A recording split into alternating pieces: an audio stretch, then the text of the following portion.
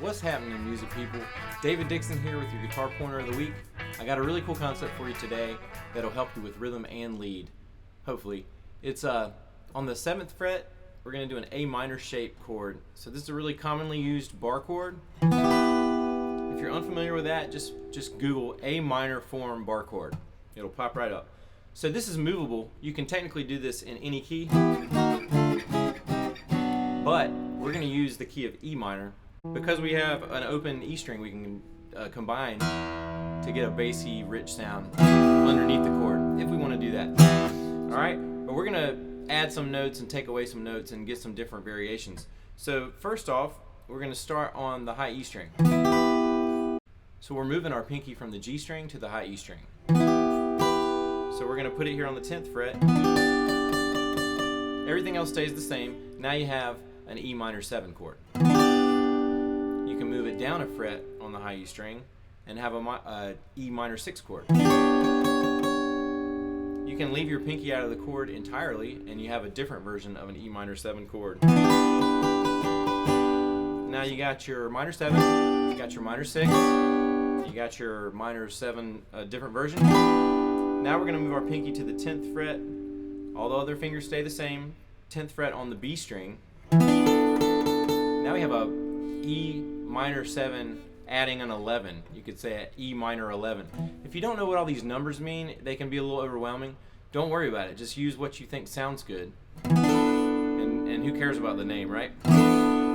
So you have your pinky on the B string, or you can take your pinky off now. We had talked about that being a different version of a minor 7 chord. You can lift your middle finger up. Now you have an E minor 7 with an add 9 or an E minor 9. There are different ways to label these chords. Let's combine all that stuff together and check it out. We're going to use the low E string with the bass to make it sound a little more full, and I'm going to just kind of bob and weave between those voicings that I was just talking about.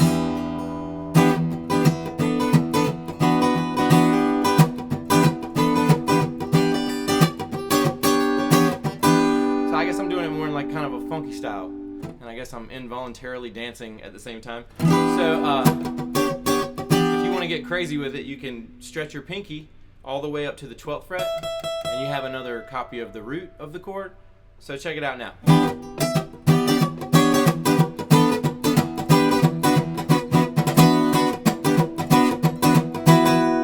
Alright, so you have a ton of different combinations now to play rhythm in whatever key you're in this case E minor.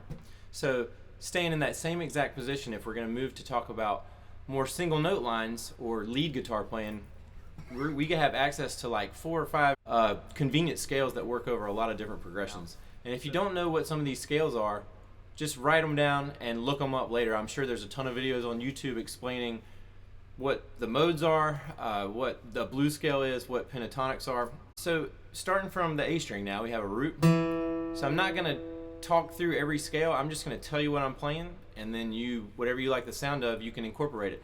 But the point is, you have a lot of things you can reach with the same shape. Here in 7th position, starting from the A string on an E note, we got E pentatonic. Now we have the blues scale we can reach from this exact place.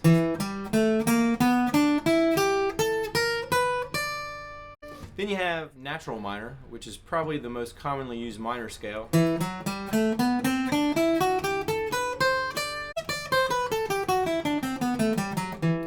you can also have harmonic minor there, the one that sounds like you're in the movie Aladdin. I'll play the whole scale.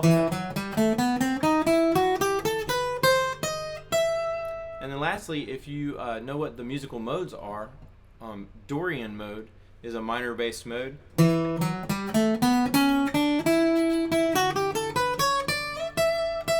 So you have a ton of scales that you can use right there. So you got all this rhythmic stuff you can do in this one position.